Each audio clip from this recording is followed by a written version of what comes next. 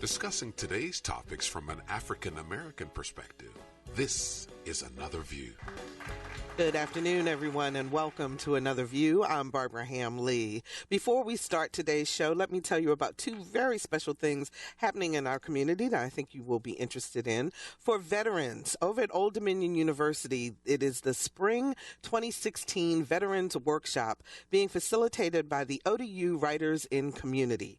Now, this is next Thursday, February the 25th, from noon until 1:30 p.m. It is for all veterans. There is no previous creative writing experience needed. It's a free workshop. Lunch will be served, and it's an opportunity for you to share some thoughts. So if you go to Facebook, to the ODU Writers in Community Facebook page, you can sign up there and find out more information. So that is the Spring 2016 Veterans Workshop facilitated by ODU Writers in Community. And I hope you will join me next Thursday, February the 25th, for Another View in a Changing World. This is a panel discussion and conversation with the World Affairs Council of Greater Hampton Roads. I will be joined by Ambassador Gina Abercrombie Winstanley and Dr. L.D. Britt of EVMS, and we're going to be talking about African American contributions on a world stage. So that is Thursday, February the 25th. It's right here at WHRO Studios, 5200 Hampton Boulevard. And since you are a listener of Another View, if you go to www.hrwac.org and sign up, click on the button that says I'm an Another View listener, and you can get in for a very discounted price. So we hope to see you here next Thursday, February the 25th, here at WHRO for the World Affairs Council. We'll be talking about Another View in a Changing World. Both of these events are on our website, anotherviewradio.org. So if you need to go there to take a look, please feel free. So what do frozen foods, a bed and breakfast, and a full-service production company have in common? No, this is not the beginning of a bad joke. It's the uplifting story of three people who are African-American and successful business owners. What's their secret to success? How hard is it to found your own business? What advice do they have for others? Let's find out. Tanya M. Howard is founder and CEO of Mouth Meets South, which is frozen soul food and Southern cuisine. Hi, Tanya. How are you? Good morning to you. Good afternoon. Absolutely. Thanks so much. Thanks so much for joining me. Tremayne Johnson is co-founder and producer of Visually Inklined, a multimedia production company. Hi, Tremayne. Hello. How are you? I'm doing great. Thanks so much for being here today. Thank you for having me. And joining us by phone is Monica Edwards, co-owner and innkeeper of Morehead Manor Bed and Breakfast in Durham, North Carolina. Hi, Monica. How are you? Good afternoon, Barbara. Thank you for having me on. We are so excited to have you with us. So I am really excited to meet the three of you because each of you are in a different phase of your business ownership, and I think that our listeners can learn a lot from you. So, Monica, I want to start with you to briefly tell us your story, since you've owned your business the longest of the three entrepreneurs we have on the show today. How did you you and Daniel decide to start a bed and breakfast? Well, when I was in corporate America and about to be laid off, someone gave us a gift certificate to stay at a local bed and breakfast. And we, even though we were well-traveled, we had never stayed at a B&B before, and were very excited about it. And when we walked away, we were like, this is something that we can do. And so that was back in 1996. And for the next year or so, whenever we traveled, we looked at B&Bs and thinking about we would do it when we retired, because most of the people that we met, the innkeepers, were retired when they opened their inns. Just thinking about this was what we would do then. But one thing led to another, and the opportunity came for us to purchase a colonial revival-style mansion almost in the heart of Durham, North Carolina, and we decided to go for it and open a B&B. Wow, and I know that there was some frightening times and some other things that we'll get more into detail. But Tremayne, your business also started because of your work or about to be laid off in corporate America issue. Yeah. I was working for a company that had a very big interest in the housing market. And around 2007, that's kind of when things were going a little strange with the whole real estate bubble and all that stuff. So I kind of foresaw, there was managers and people that had held their position for years and years and years, and I only had 2 years into the company. I saw them getting laid off, so I figured I was just as expendable, and had an opportunity to jump into entertainment, multimedia. It's something I've been doing since college, but I had the opportunity to. That just created an opportunity for me to either, jump in or stay where I was at, and I just decided to jump straight in. And me and my partner, we've been at it since 2007? Since 2007, yeah. Fantastic. Yeah. And Tanya, you worked in corporate America too, and Yes. still do at this point, right? So that's what the three of us do have in common, among other things, starting our own entrepreneurial enterprises. I worked extremely long hours in corporate, 60 to 75 hours a week was not uncommon. So sometimes I would get home at night, 9, 10, and shamefully, I'm eating a bowl of Rice Krispies. I would often rely on frozen food meals. And checking out the frozen food aisles in grocery stores, I'm a huge foodie, and I love all types of food, but I would see Italian, I'd see Mexican, I see Mediterranean, and now I see East Indian, and it certainly dawned on me, wow, as much as I love soul food, it would be great if there's soul food here in the grocery store. While there may be other soul food products available, not pre-assembled individual meals like TV dinners or frozen food meals as we know them today. So that's when the idea kind of began in my mind. And go from there. Excuse me, I want to interrupt for just 1 second before we continue this conversation. This is breaking news that is just happening. Fort Eustis-based personnel have implemented a lockdown procedures due to an active shooter. The last known threat area is Building 650 in the processing center. That is all the news that we have right at this moment. But we will, my producer Lisa Godley is on top of this, and she will let me know, and I will bring the information to you as more information becomes available. Again, that is Fort Eustis. Base personnel have implemented a lockdown procedure due to an active shooter, Building 650 in the processing center. So all three of you were in a situation where it kind of sounds like you could have stayed comfortable in corporate America if you wanted to, but there was another drive. So Monica, what was that other drive that just made you to say, I'm not going to wait until I retire? What makes an entrepreneur? After going through a layoff process, and then I didn't immediately open the B&B. I actually went to work in another field as a trust tax officer of the bank, and realizing that, like Tremayne said, I think you're at your employer's disposal. If they come in tomorrow and decide they no longer want you, and you're the lowest man on the totem pole, you can go. And so I wanted to have some power over what my destiny would be. And so can you talk a little bit about some of your fears, some of your concerns as you were embarking on your business? Well, I at the point when we started, I really didn't have any fears. It was something new, and I just relied on faith that it was something that could happen. Now, I did my research.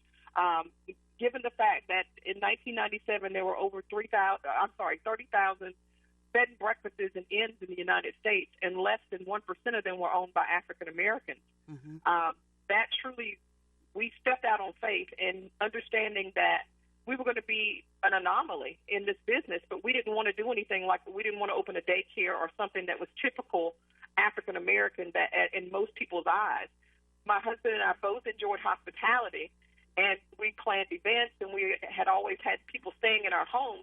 And to realize that we could do this and get paid for it, it was an excellent thing to do. But like I said, we did our homework in looking at surveys and financial reports and things like that as to whether or not the area that we were looking at doing this in could support another bed and breakfast.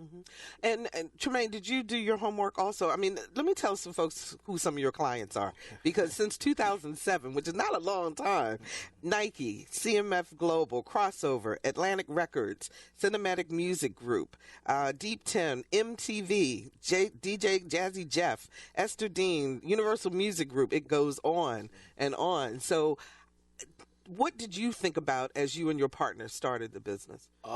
Survival. Self-preservation, man.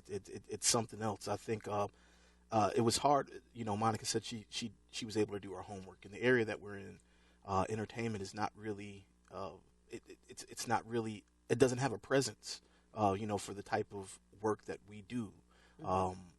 So doing homework was tough.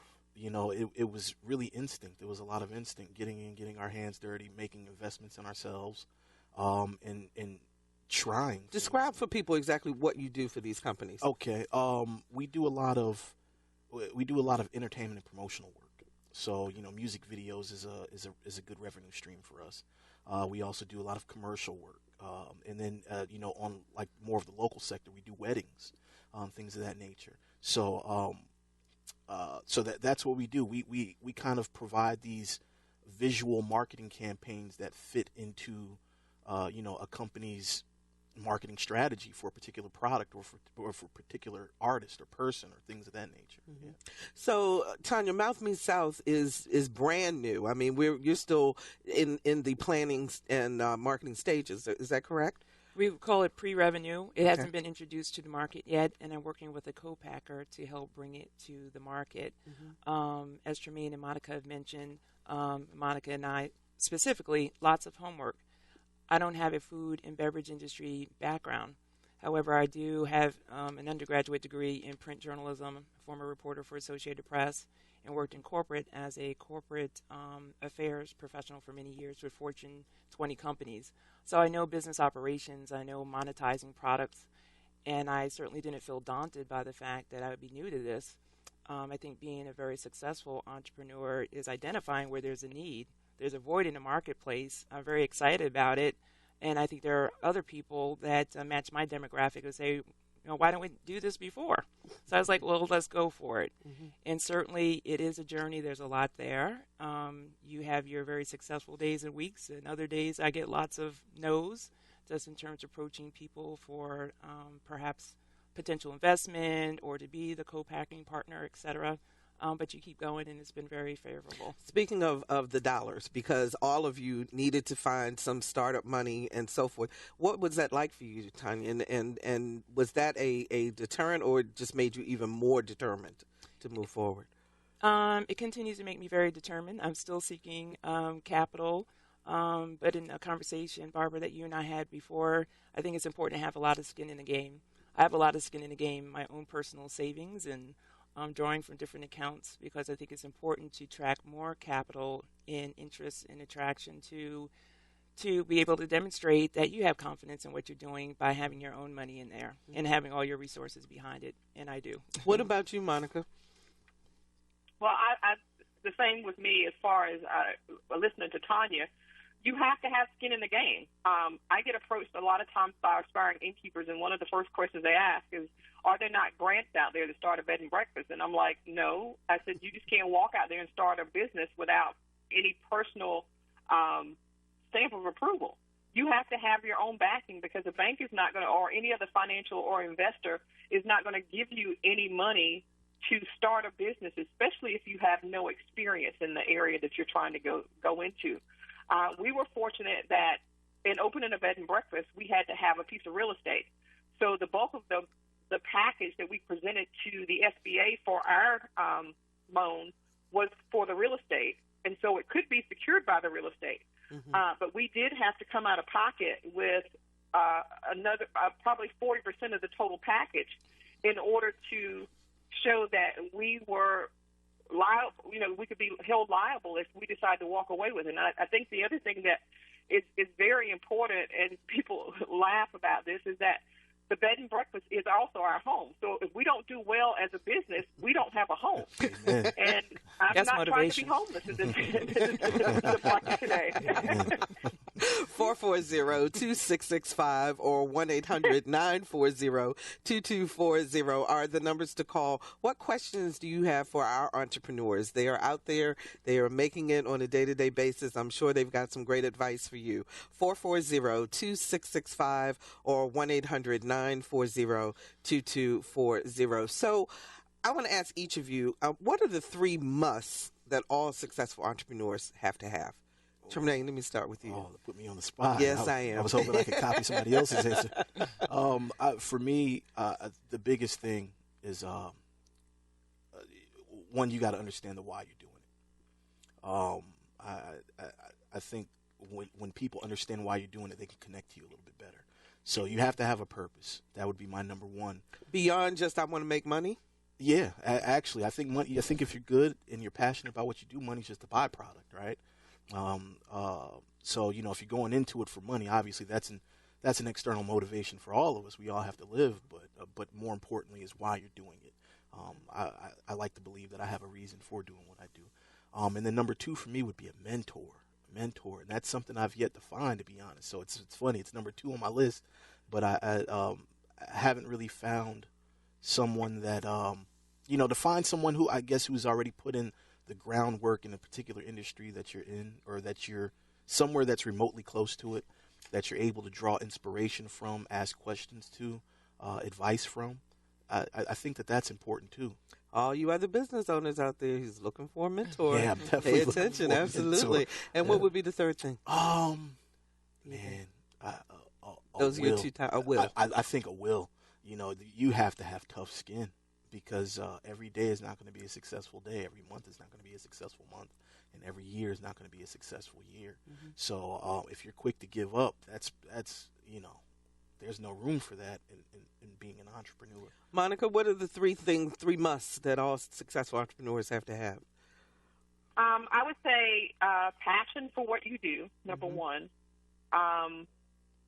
You have to have the tenacity to go out there to ask for what you want, to help you with your business, to build your brand.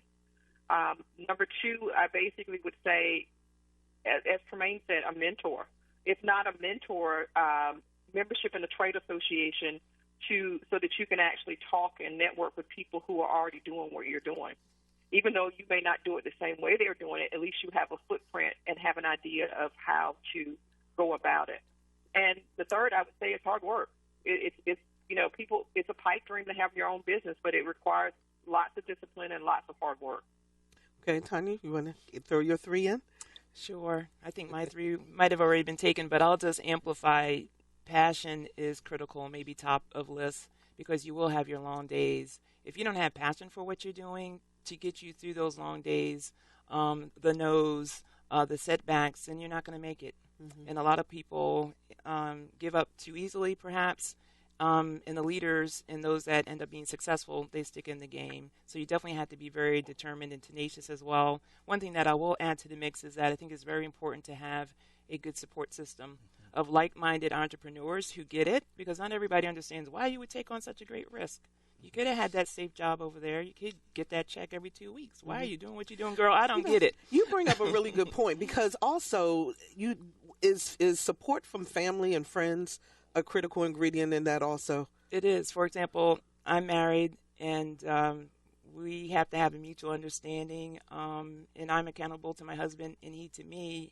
I have to have his support because I work long hours. I'm sometimes getting up at the wee hours in the morning. I'm headed out to do different things. There has to be understanding of that drive that's necessary to get this off the ground successfully, or that becomes an impediment to your success. Tremayne, I know particularly within the African-American community, now during segregation, we owned a lot of our own businesses, and then kind of when integration came along, that dropped off a bit, and some mindsets, particularly from perhaps older members of our families, are, what are you doing? Oh, man. Listen, that was a huge hurdle.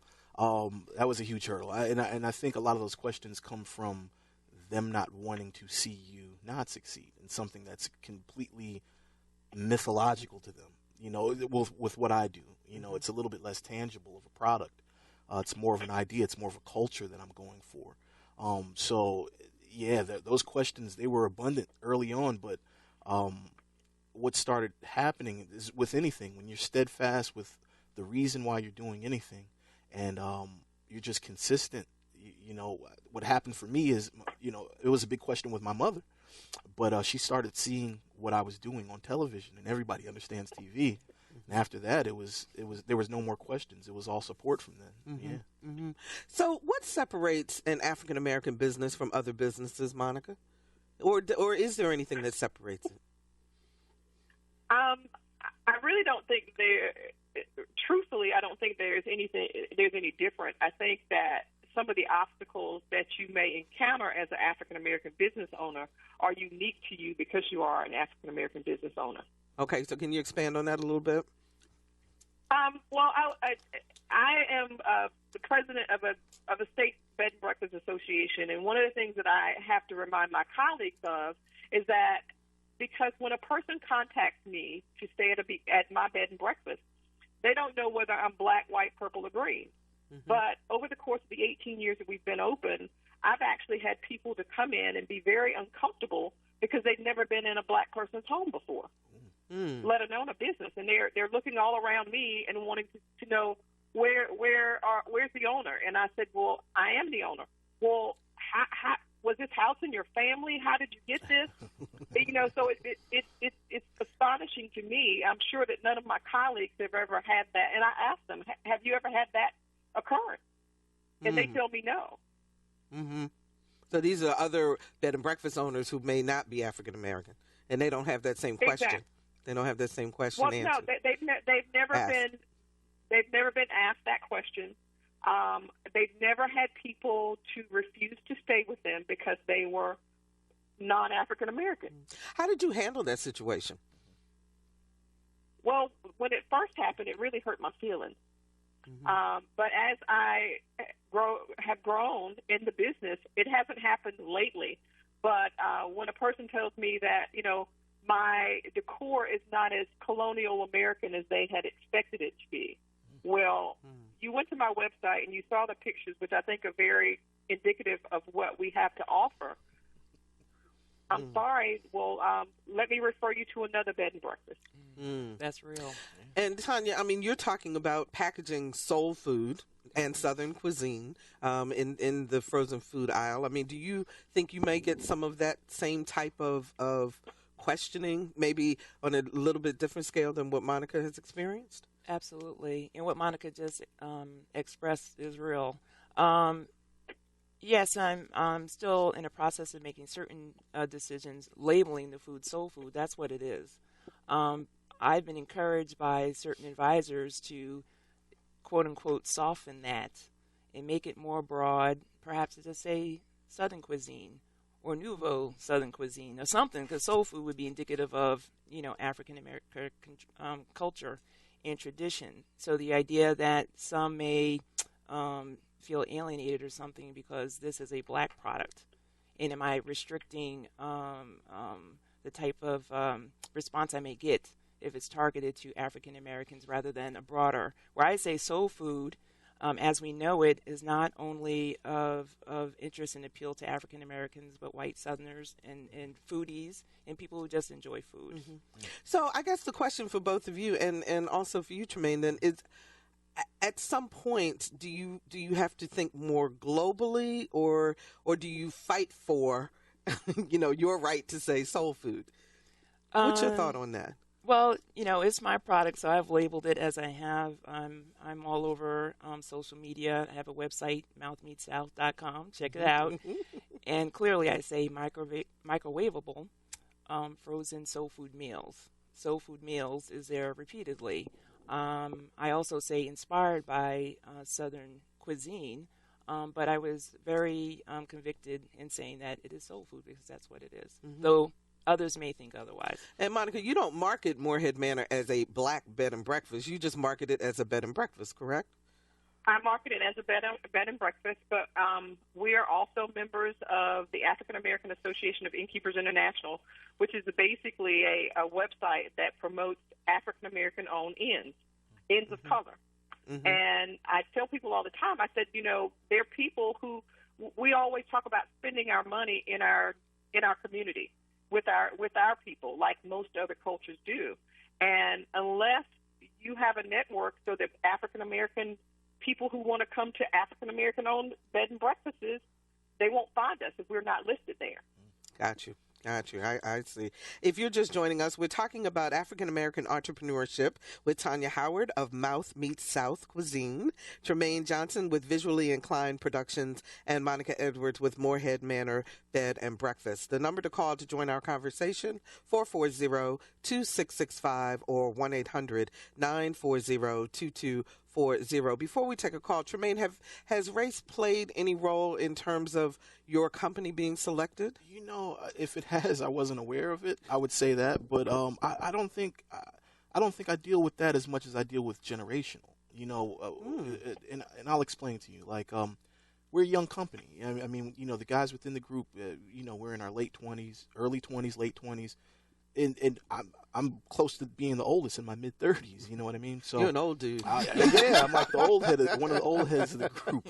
But you know, we grew up in a specific era. You know, we're young, we're urban, we're hip hop. You know, so I think the prejudice sort of extends to that for us, to the culture of what we represent. We have a saying for our wedding productions. You know, we take a modern approach to memories. And the reason why we came up with that saying is because, you know, the people that are getting married now are like my demographic. So they understand our visual perspective. You know, so that's how we cater our product, is to, you know, what you know, captures the visual cortex of someone our age. You know, but if you're dealing with a more contemporary company and you're trying to, you know, insert some of these newer practices or newer fields of video and technology and messaging, it might go over their head. So I think we deal more with a generational prejudice than a racial. 440-2665 or 1-800-940-2240. John joins us from Virginia Beach. Hi, John. You're on the air. Hey, thanks for taking my call. I just wanted to, you know, let the people that are on your show, as well as whoever's listening, there's a little, I don't know what you want to call it, a group of people called Hatch working out of Norfolk, and they got meetings off of Granby Street. If you look them up online, it's just a group of entrepreneurs. They come together. They have meet and greets and a variety of different meetings. You can do different presentations on your business, get feedback from other people, great for networking and stuff like that. And I just want to throw that out there. Yeah. Okay, great. Thanks so much for the call, John. Thank you. We appreciate that. Mary joins us from Newport News. Hi, Mary. You're on the air. Hi, hello. Hi.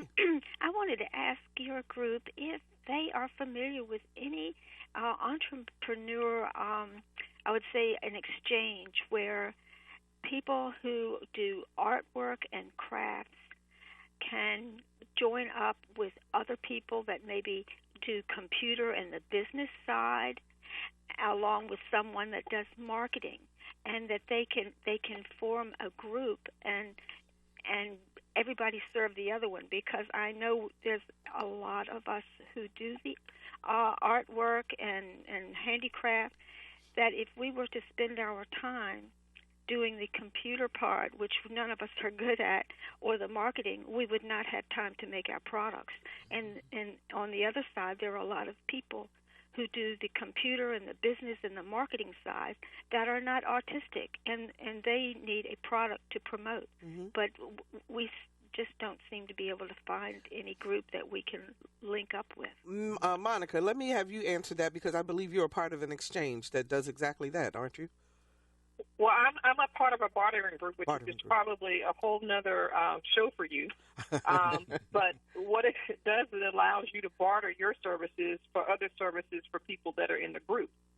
It sounds like the group that the young man was speaking about on the radio, the Hatch group, may be a good source for you to start at, to find entrepreneurs that are willing to work with you to promote your art.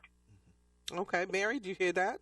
Only on the south side? No. I believe it's located on the south side, but I would imagine that they would take entrepreneurs from all over. Okay, and it's called Hatch, H-A-T-C-H. Yes. Okay, well, thank you very much. Thank you so much for your call. Monica, tell us a little bit more about that barter group. And is it nationwide, or is it just in North Carolina?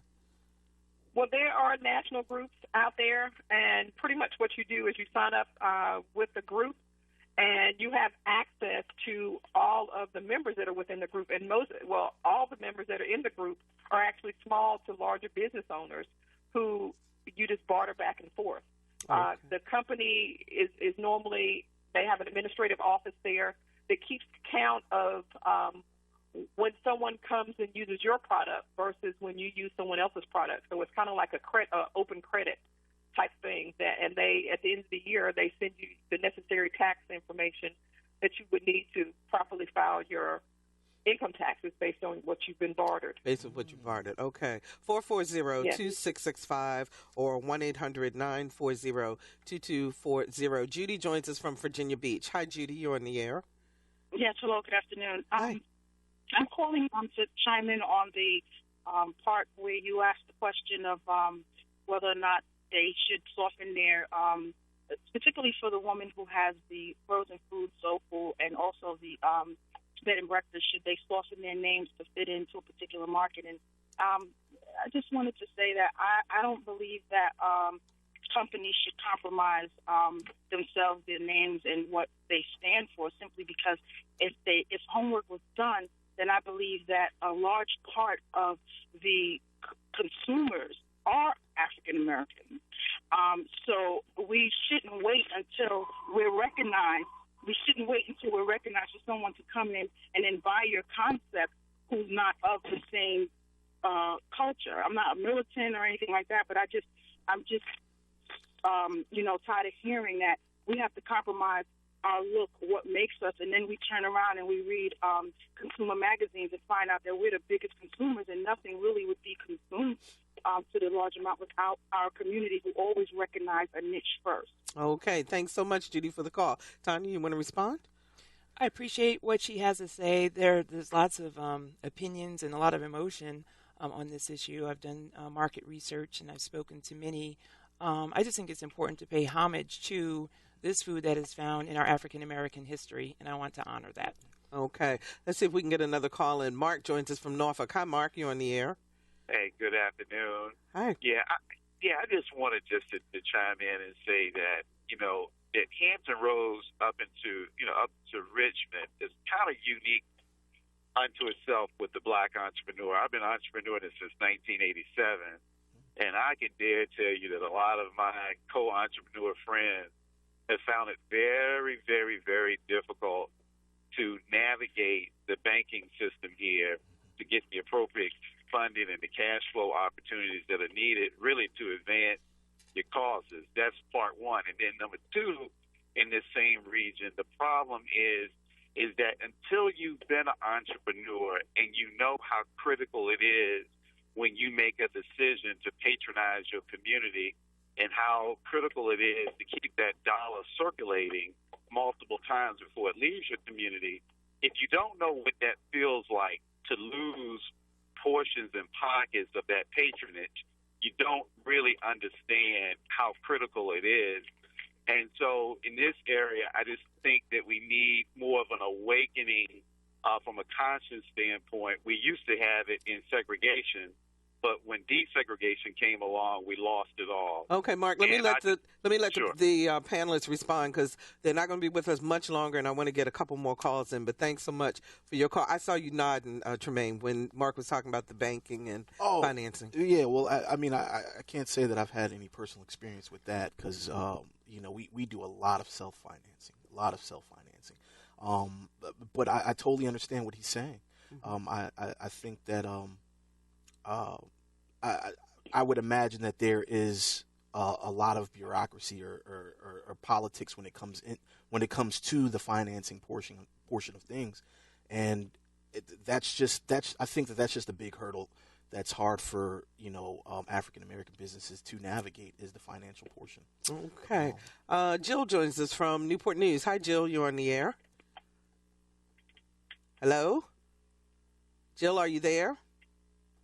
Okay, so apparently we've lost Jill, so I will move on to one other question. So I want to ask you guys something.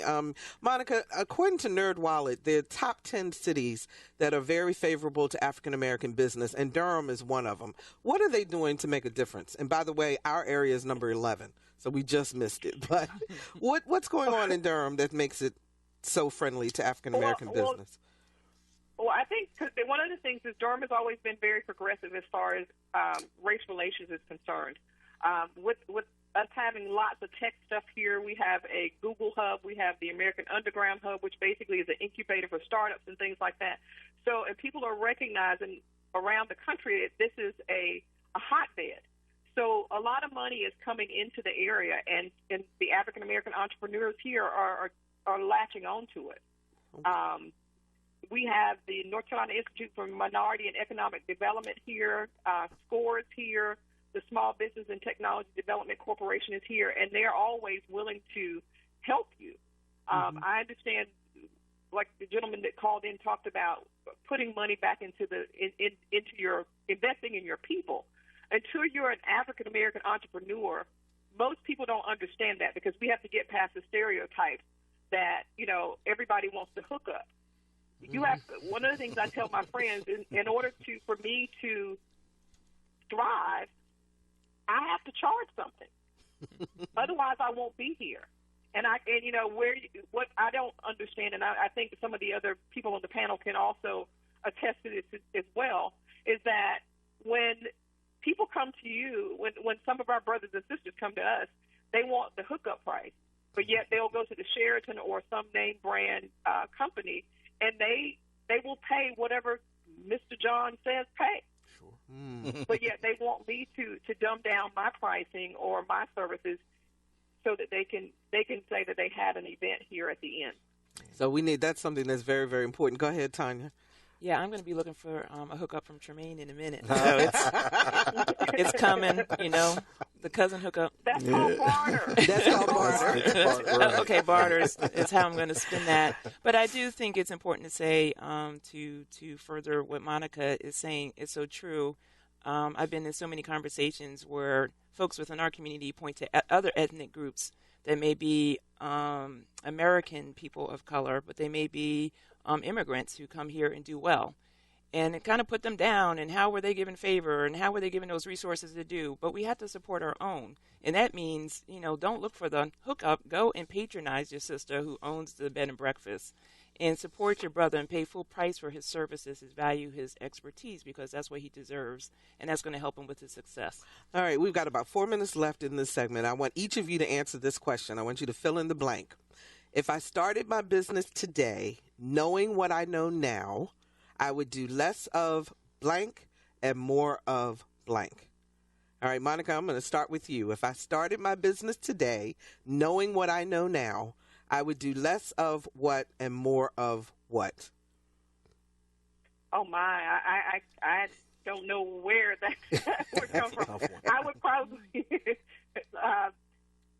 probably do more technology. I mean, technology right now is my kryptonite. Keeping up with Google Analytics and you know, social media and different things such as that to try to get heads in my bed. Okay. And what would you do less of? Anything? Probably not. Okay. Probably not. All right. That's Monica Edwards. She is the co-owner and innkeeper for Morehead Manor Bed and Breakfast in Durham, North Carolina. Monica, thanks so much for joining us today. We really appreciate you being here. Absolutely. Take care. All right, Tremayne, I would do, if I started my business today knowing what I know now, I would do less of what and more of what? Oh, these are two great blanks here. I think I would do less over-analyzing. Okay. And I would do more believing in us. All right. Believing in what it is that we actually do.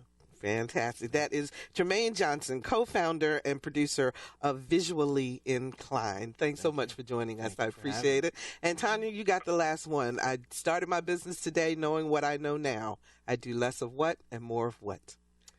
I would be less tentative about asking for the capital that I need when I approached angel investors. I went with a small amount, knowing the bigger amount than I need, but not being used to asking for money, needing to get over that barrier was a major thing that I needed to work on. Okay. Fantastic. Thank you so much. That is Tanya Howard, and she is with the, Mouth Meets South. There you go. And I love that name, by the way. So our entrepreneurs have given all of us some really great things to think about, and hopefully you will think outside the box. We will be right back.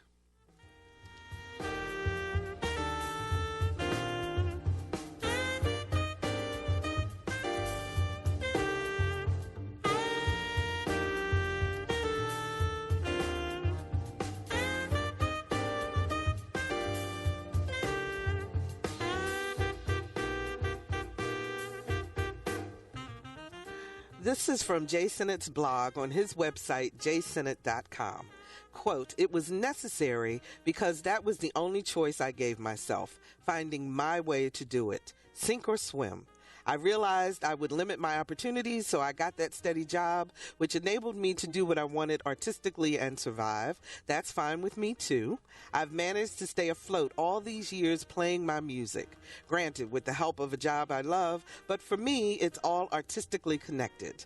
Many people determine your successes if you're able to get paid playing or survive, or in whom or whom you've played with, or where, or how many gigs you've had, or don't, or know, or who's talking about you or who isn't, or hanging out with, or whatever. It's all subjective."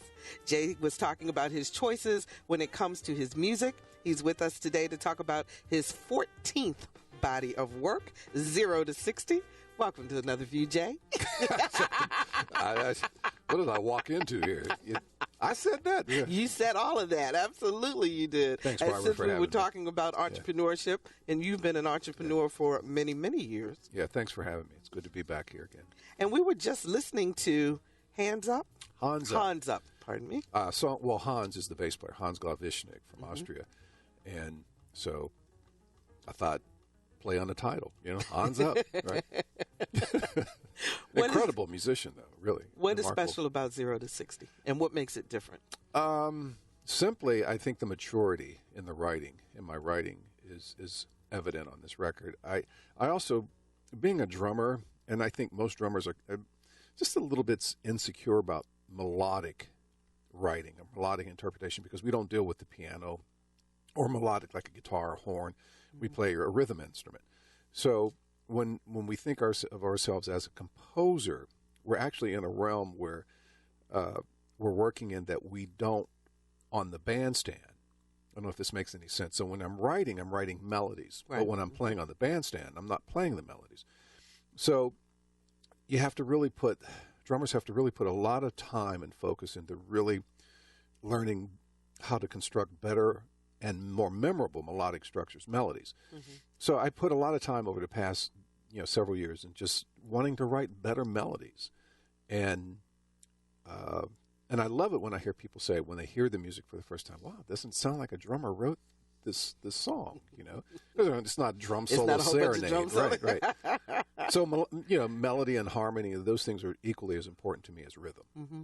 So that's a personal stretch for you that you keep doing, because each body of work that you've done, I've heard you talk about this whole idea of really understanding melody as opposed to... It's a lifetime study. I mean, it really is. Because when you think of jazz, and I talk about this a lot, when you think of jazz, a lot of the jazz being released today is so intellectual, and you can't really remember what you're hearing 2 or 3 days down the road, or even an hour after you listen to it. And I think that's a big problem with jazz. And so when I was writing the music for this record, I had all these things in mind. It's still going to be rhythmically interesting because I'm a drummer. That's what I do. But I wanted the record I wanted people to remember what they're listening to when they hear this music. Mm-hmm. And I'm proud to say, we're going to give us some love here. We debuted on the chart this week, yesterday. Uh-huh. It was the highest debut on the National Jazz Week chart. Congrats! Yeah, thank you. Yeah, so that's fantastic. Some 757 jazz, killing it out there. People loving what they're hearing. That's awesome. Yeah. Well, okay, let's listen a little bit to "Never Let Me Go," Victor, and then we'll talk about it on the other side. Okay.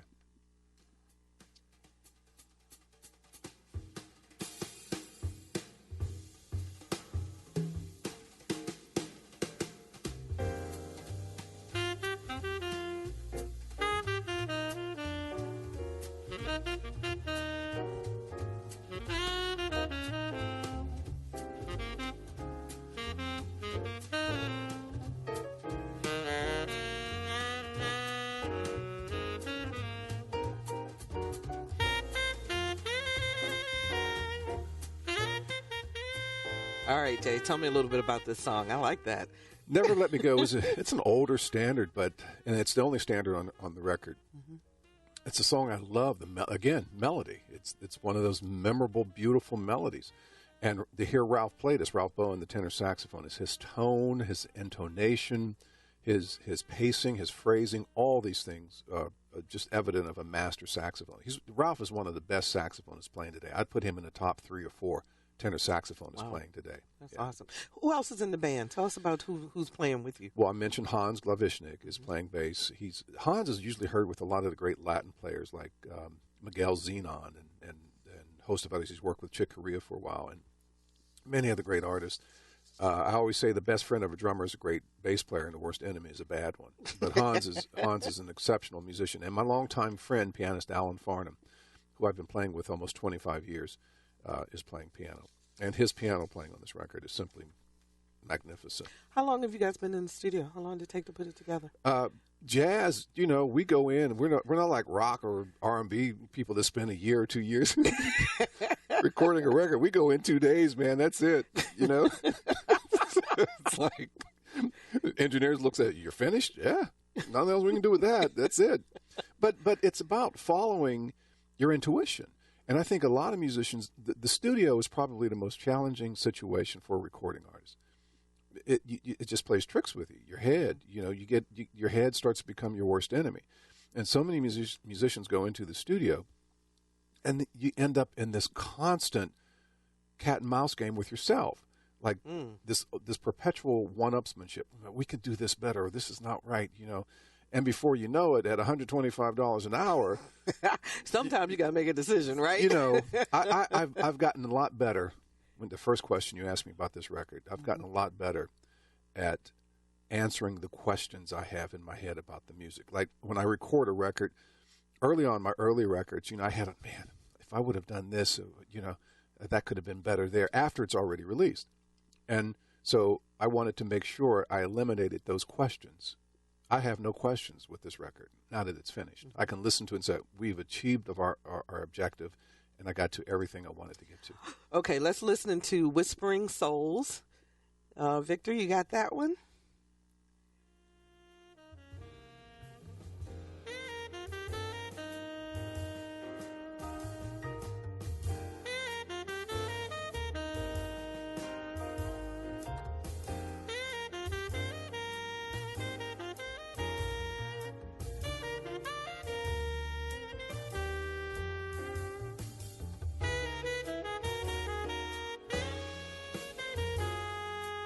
Okay, I see you playing the piano while you're listening to that. Well, you'd be amazed at how many times people have asked me, how do you write from the drums? I don't, But I get that because that's all they see me playing. Right. But I write from the piano because the piano's everything. I mean, everything is there at the piano, the melody, harmony, and the rhythm. And even all my drumming students, I tell them, learn the piano to some capacity. And I used to work with my best friend at the time, Abdul Salim, great saxophonist, composer. He would always say, and we were roommates for a while, and he would always say, Jay, just because you're a drummer doesn't give you a pass on learning the same things they have to, like the harmony and the theory and all these things behind music. He was the one that got me into writing my own music. And I started hearing drummers, particularly in jazz, can end up being the perpetual sideman. You're always hired to play with other people. And I would have all these ideas in my head that I could never play when I was playing with other people. So I said the only way I may be able to do that is to write my own music. And then do it all by myself. And that song there, Whispering Souls, is the most played on the record right now on radio. So you said that it took you 2 days in the studio, but it didn't take you 2 days to write the music. Oh, it took me a couple of years to write the music. Really? Yeah. So is this something that kind of works around in your head? You're listening, you're thinking about it constantly, or you just jotting stuff down when you can? What's the process? I go through periods, Barb. It's like musicians get the equivalent of writer's block. And I read this book by Julia Cameron called The Artist Way. And it's an interactive book, but it deals with when you get in these periods where, man, you just can't think of what to write, you can't think of what to play. And so it seemed like mine was kind of like on a 2-year cycle. I'd go 2 years with nothing, no ideas. All of a sudden I wake up one morning, wow, and I have this flood of ideas that comes in. And I just started writing. And before all these ideas leave. And then it just goes away. And even the musicians that work with me closely, I mean, Terry, my bass player, jokes, it's like a year would go by. He goes, "Are you hearing anything?" I'm like, man, the well's dry right now. 6 more months would go by. What do you think? You hearing anything? No, not yet. And then I'll call him. Well, that's Derek. Got ideas, man. so I start writing. Patience is a virtue when it comes to playing and jazz. that's important because when I did my first record and my second record, Obsession and Blue Jay, particularly Blue Jay, because I started getting reviews in major publications like the Washington Post and the L.A. Times, and my first reaction was, wow, people are now becoming familiar with my music. I have to hurry up and write some more. And I ended up putting a record out. I'm not going to tell you which one, okay. that I just ended up not liking. For that reason, I just rushed. When I listened to it, it's okay, but deep down inside, I said, I can't rush this. And if I don't have the ideas, then I'm not going to do it until I have the ideas. This one, there's a piece about you when you talk about this particular piece of work.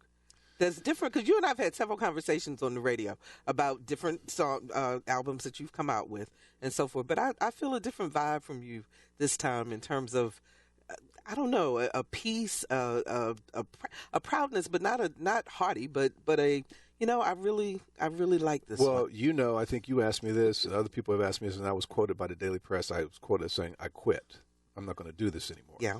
And then something hit me, and I just said, you know what? I need to do a jazz record and get rid of all the funk stuff and all these things. And I wanted, I just had to do a straight up jazz record again. And I had to use different musicians on this one. And I'm glad I did. Can I tell people very quickly where they can get it? Yep. I was just getting ready to ask you that. Locally, the CD's at Birdland Records in Virginia Beach, Providence Square Shopping Center. It's on cdbaby.com, iTunes, and Amazon. And if you listen to the record repeatedly and endlessly on Spotify and Apple Music, we don't get paid. Okay, you got that plug in there. Thank you so much, Jay. We really appreciate it. We're going to listen to a little bit more as we go out. But thank you, audience, so much for joining us today. And if you'd like to hear this show again or share it with a friend, please visit anotherviewradio.org and download the podcast. You can also sign up for our eView newsletter, a once-a-week reminder of upcoming shows. We're on Facebook, so please like us. And I'm on Twitter at Barbara Ham Lee. Next week, our favorite cardiologist, Dr. Keith Newby, joins us to talk about heart health. Our theme music was composed and performed by Jae Sinnett. Lisa Godley is our show producer. Victor Bowen is our audio engineer, and Melanie Booth answered our phones. I'm Barbara Ham Lee. Let's listen to some more of 0 to 60, and then let's get together again next Friday at noon for another view. The closed music is Farmhands.